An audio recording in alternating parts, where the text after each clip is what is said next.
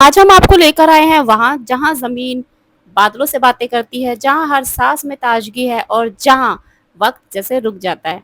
हम हैं चोपटा वैली उत्तराखंड में और उत्तराखंड सीरीज का ये है डे नंबर 2 जो स्टार्ट होता है हमारा कैंप से। तो नमस्ते, this is Meenakshi and you are watching our channel dusky Meenu.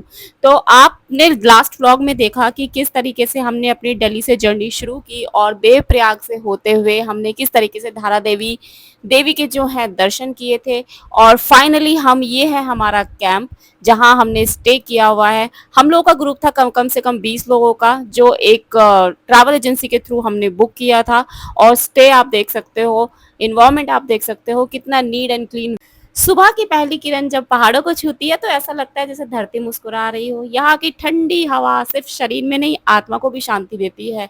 ये रास्ता आप देख सकते हो कितनी ग्रीनरी है यहाँ पर, और पेड़ पौधे तो ऑब्वियसली मन खुश कर देते हैं।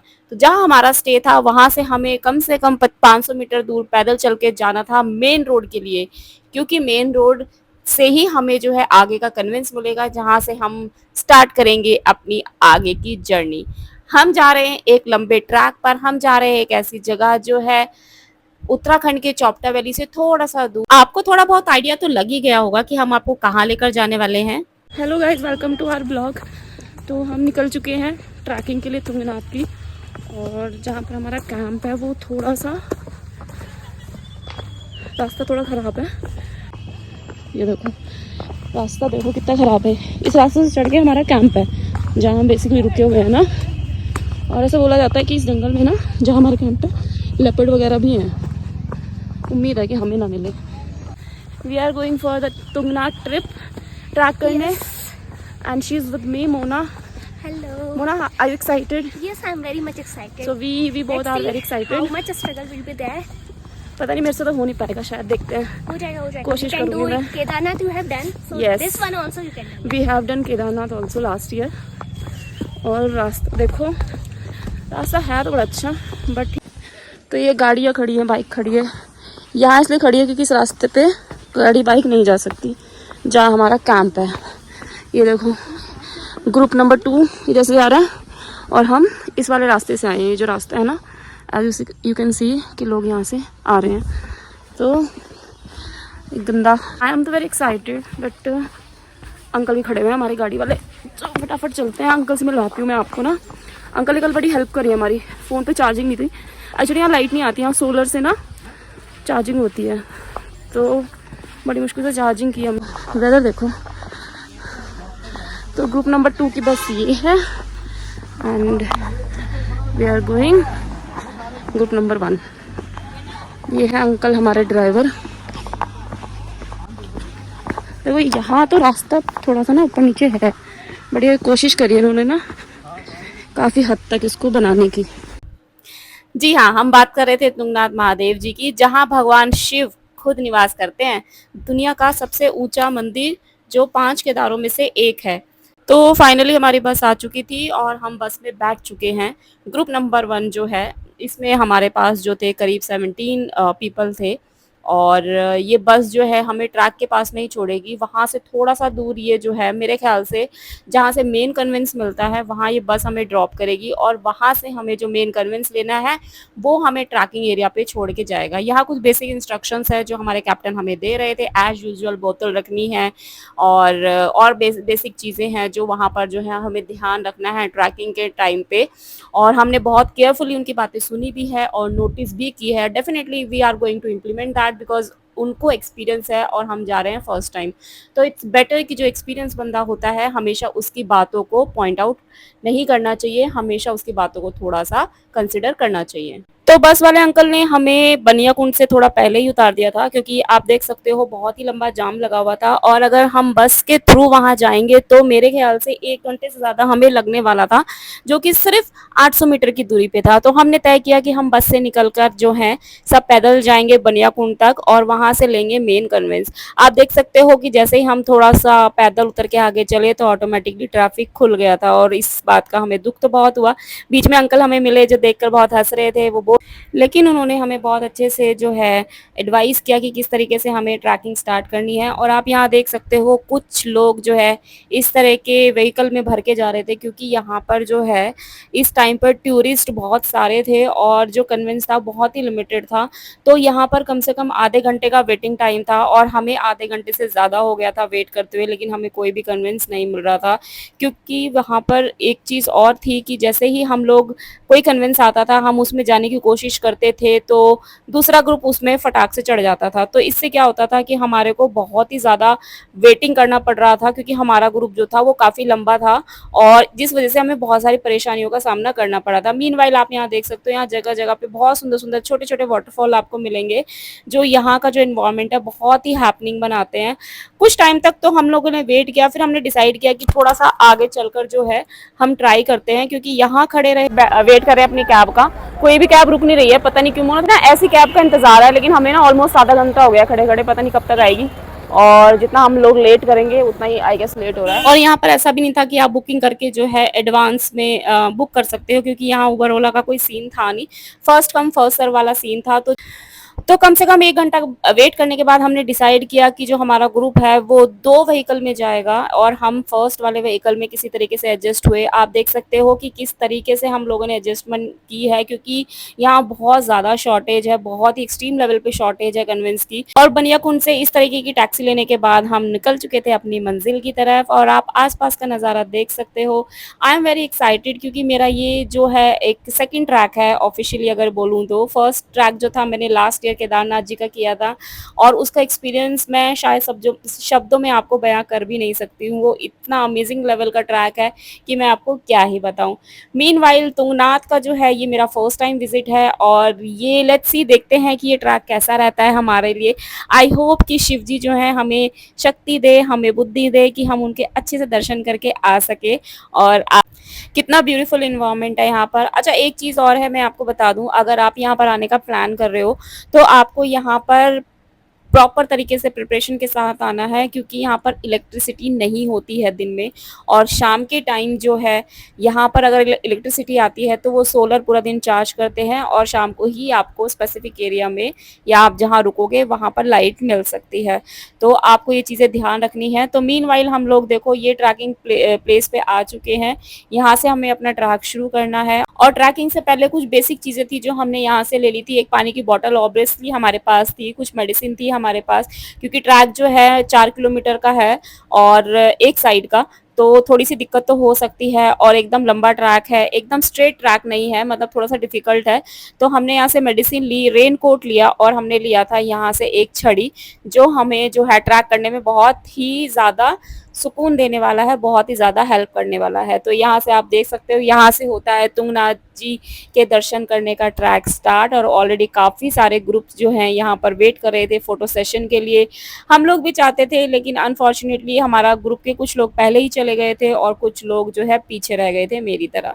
तो यहाँ से भगवान जी का नाम लेते हुए हमने ट्रैक शुरू किया। इन केस अगर आपके पास बेसिक चीज़ें नहीं हैं तो आप ट्रैकिंग के 500 मीटर दूरी तक भी शॉप है, वहाँ से आप ले सकते हो, लेकिन उसके आगे आपको कुछ नहीं मिलने वाला है। नॉट इवन वाटर बॉटल भी आपको खुद से लेके जाना पड़ेगा, क्योंकि ऊपर जाकर आपको 1-2 शॉप्स ही हैं जो आपको पानी की बॉटल मिल सकती हैं और वो भी वहाँ पर 70 रुपीज़ की है 1 लीटर की बोतल, क्योंकि ऊपर रास्ता बहुत खड़ा होता है, बहुत खड़ी चढ़ाई है। तो ऑब्वियसली वो जो है अपना मेहनत से चीज़ें लेके जाते हैं तो उसको चार्ज करते हैं। तो क्या, और यहाँ से 4 किलोमीटर है, तो लेट्स सी कैसा रहता है।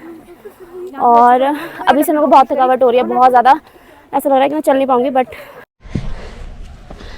तो ये हम यहाँ पर चोपटा तुंगनाथ की डिटेल्स मेंशन है, कैसे कैसे आपको जाना है।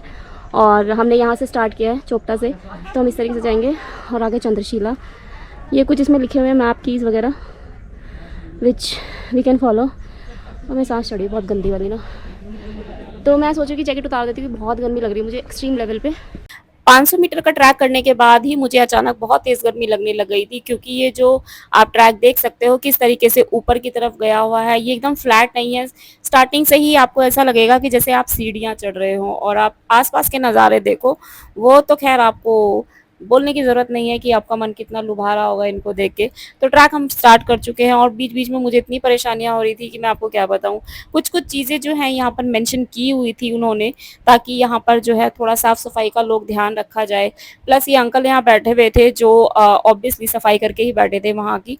कुछ चीज़ें हमने वहाँ नोटिस करी है कि जो आस-पास के लोग हैं वो वहाँ पर बिल्कुल भी गंदगी नहीं फैला रहे थे, क्योंकि केदारनाथ में हमने देखा था कि लोग जो हैं बहुत सारा सामान यूज़ करके इधर-उधर फेंक देते थे, क्योंकि वहाँ पर शॉप्स भी बहुत सारी थी, तो सामान लेते थे और वहीं रास्ते में ही फेंक देते थे। लेकिन यहाँ पर दूर-दूर तक कोई शॉप भी नहीं है और लोग बहुत ही समझदारी के साथ जो है अपना सामान जो है अपने पास रख रहे थे या डस्टबिन में फेंक रहे थे। तो ये इस तरीके का आप एनवायरनमेंट देख सकते हो। काफ़ी सारे लोग थे, यंगस्टर्स थे जो यहाँ पर आए हुए थे दर्शन के लिए महादेव जी के। और मैं और मोना। मोना कितने किलोमीटर आ गए? Almost 1.5. 1 किलोमीटर आ गए और बैंड बज गई है हमारी ना। बट व्यू देखो कितना अच्छा लग रहा है। और हमारे विंटर्स वेयर जो थे ना, जैकेट सब उतर गई है क्योंकि बहुत गर्मी है। बहुत सी चलते हैं, 1-1.5 किलोमीटर हम आ चुके हैं और अभी देखते हैं और कितना रह गया। रास्ता बहुत डिफ़िकल्ट है, बहुत ज़्यादा, but not more than Kedarnath. Kedarnath ज़्यादा टफ है। बोलने को तो देखो ये 3 किलोमीटर का ट्रैक है, 3 साढ़े 3 किलोमीटर का, लेकिन ये सच में बहुत डिफ़िकल्ट है। और लेकिन बीच में आसपास के नज़ारे इतने खूबसूरत थे कि हम अपने आप को रोक ही नहीं पा रहे थे फ़ोटोज़ और वीडियोज़ लेने से, क्योंकि हमें ऐसा लग रहा था कि ट्रैक तो बहुत छोटा है, हम जल्दी-जल्दी कर लेंगे तो खूब अच्छे फ़ोटोज़ खींचेंगे। लेकिन ट्रस्ट मी ऐसा नहीं है गाइज़, हमें एक साइड का ट्रैक करने में बहुत ज़्यादा टाइम लग रहा था। 1.5 घंटे के अंदर हम जो है हमने 1.5 किलोमीटर का रास्ता तय किया था। और आप ये देख सकते हो कितना आसपास का एनवायरनमेंट बहुत ही खूबसूरत है। यहाँ पर एक सबसे प्लस पॉइंट मुझे ये लगा कि यहाँ पर ना ज़्यादा घोड़ों की सवारी नहीं है। जो घोड़े और खच्चर होते हैं वो बहुत लिमिटेड थे, मतलब हमने पूरे ट्रैक में शायद 2-3 घोड़े ही थे जो रिपीट देखे थे, वही आ रहे थे और वही सवारियों को लेके और हाँ, एक और चीज़, हमारे ग्रुप में एक लड़की थी एलिसा रॉकस्टार जो डीआईडी में ऑलरेडी आ चुकी थी। इनको आप फॉलो कर सकते हो। फाइनली हम दूसरों को बोल रहे थे कि शॉर्टकट ले रहे हैं, मूर्ख। हम भी कम मूर्ख नहीं है, हमने शॉर्टकट ले लिया क्योंकि यहाँ से बहुत ऊंचा पड़ रहा है, तो हमने short. And people are very tired like us. वही तो यार, जल्दी करो यार, मेरे को वेटिंग चल रही है वहाँ पे। थक गए हो बीबी, वीडियो शूट करोगे? थक गए हो बताओ।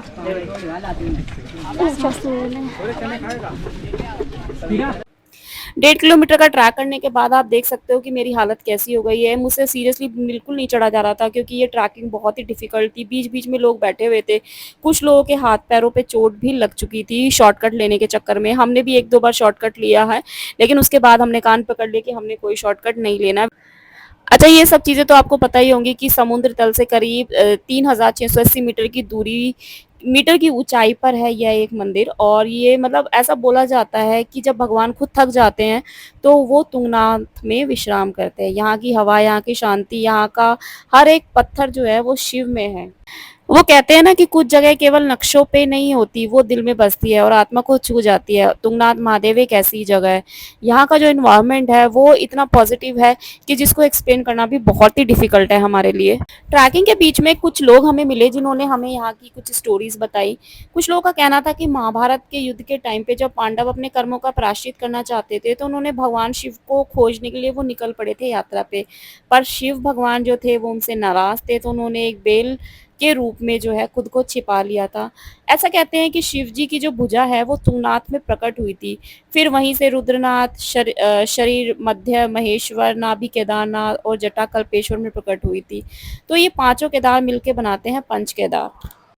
ये जो मंदिर है ना 1000 साल पुराना है। और सबसे बेस्ट पार्ट मुझे आपको पता है यहाँ की क्या लगी, कि यहाँ पर कोई चमक दमक नहीं है, कोई ज़्यादा भीड़ भड़ाका नहीं है। हज़ारों साल पुराना मंदिर है और हज़ारों जो श्रद्धालु हैं यहाँ दर्शन के लिए आते हैं। और फाइनली हम पहुँच चुके थे मंदिर के द्वार पे और यहाँ से आप जो है इस तरीके का प्रसाद दे सकते हो शिव जी को अर्पण करने के लिए। रीज़नेबल प्राइस तो देखो नहीं है, बट ठीक है, भगवान जी के दर्शन के लिए आए हैं तो पैसों के बारे में क्या ही सोचना।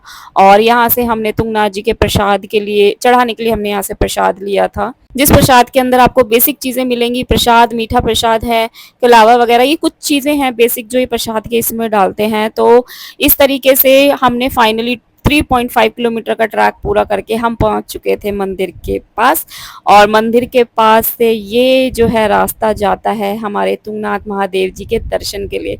एक चीज़ थी जो यहाँ पर मुझे थोड़ा सा डिसअपॉइंट हुआ, क्योंकि यहाँ पर दर्शन बिल्कुल भी ऑर्गेनाइज नहीं है। लोग जो है शॉर्टकट ले लेकर यहाँ पर भगवान जी के दर्शन के लिए आए थे। जो आम यात्री जो होते हैं उनको बहुत डिफ़िकल्टीज़ हो रही थी, जो यहाँ पर प्रॉपर तरीके से जो है लाइन में लग के दर्शन के लिए अभिलाषी थे। तो ये चीज़ें जो हैं मुझे थोड़ा-सा इसमें नेगेटिव तो नहीं कह सकते, बट ऑर्गेनाइज़ करना कि इसको बहुत ज़्यादा ज़रूरत है। यहाँ की जो प्रशासन है वो देखना चाहिए कि जो श्रद्धालु इतनी दूर से आ रहे हैं उनको दिक्कतों का सामना ना करना पड़े। फाइनली हमें भगवान जी के दर्शन बहुत अच्छी तरीके से हुए थे। और आप जो देख सकते हो कि इस तरीके से काफ़ी सारे लोग हैं जो यहाँ पर आए हुए हैं। यहाँ पर प्रॉपर तरीके से कुछ-कुछ फैसिलिटीज़ हैं जो आपको मिल जाएँगी, जैसे शूज़ रैंक वगैरह आपको मिलेगा, आप यहाँ रख सकते हो, फ्री ऑफ कॉस्ट है, इसके कोई चार्जेस नहीं होते हैं। और हमने भगवान जी के बहुत अच्छे से दर्शन किए, बहुत पॉजिटिविटी की हमें यहाँ पर फ़ील हुआ। ट्रैकिंग के बीच-बीच में मुझे ऐसा लग रहा था कि शायद मुझसे नहीं हो पाएगा, लेकिन मैं आपको सच बता रही हूँ, सेम फ़ील मुझे केदारनाथ में भी आती थी। लेकिन कहते हैं ना, जब भगवान ने आपको अपने दर्शन के लिए बुलाया है तो वो कोई ना कोई रास्ता आपको ज़रूर दिखा देते हैं। तो ये है तुंगनाथ महादेव जी का मंदिर और यहाँ का आप एनवायरनमेंट देख सकते हो। लोग कितनी श्रद्धा के साथ यहाँ पर खड़े हुए हैं दर्शन के लिए, किस तरीके से भगवान जी से अपने गलत कर्मों की माफ़ी माँग रहे हैं, अपनी अच्छी आने वाली ज़िंदगी की दुआएँ करते हैं। तो इस तरीके से जो है आज का जो है हमारा दर्शन था तुंगनाथ जी का, वो सफल हुआ। इसके बाद हमने प्लान किया कि हम जो है चंद्रशिला जाएँगे, जो यहाँ से 1 किलोमीटर की दूरी पर है। लेकिन बीच-बीच में वेदर इतना चेंज हो रहा था कि हमें समझ नहीं आ रहा था कि हमें वहाँ जाना चाहिए नहीं, और फाइनली हमने डिसाइड किया वहाँ जाने का। और वहाँ जाकर जो हमारी हालत हुई है ना, मतलब मैं आपको बता नहीं सकती हूँ कि तुंगनाथ हमें उसका 5% लग रहा था। तो ये था आज का vlog. I hope you like this video, और नेक्स्ट वीडियो के लिए do subscribe to my channel.